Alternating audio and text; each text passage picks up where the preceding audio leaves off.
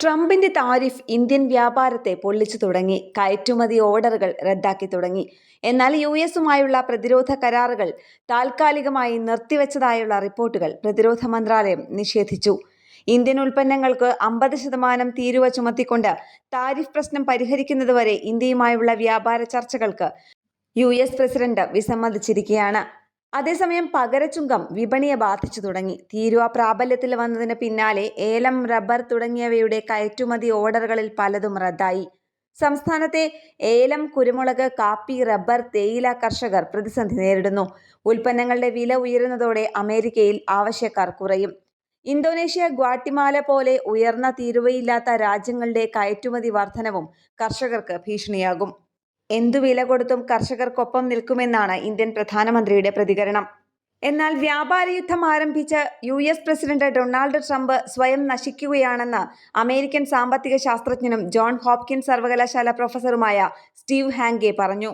ഇന്ത്യയുടെ കാര്യത്തിൽ പ്രധാനമന്ത്രി നരേന്ദ്രമോദിയും വിദേശകാര്യമന്ത്രി എസ് ജയശങ്കറും കാത്തിരിക്കണമെന്നും ട്രംപിന്റെ ചീട്ടുകൊട്ടാരം തകരുമെന്നും അദ്ദേഹം കൂട്ടിച്ചേർത്തു.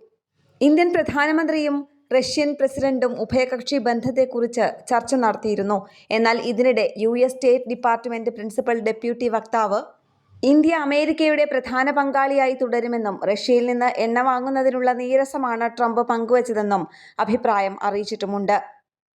ഇന്റർനാഷണൽ ഡെസ്ക്, കേരള പ്രണാമം.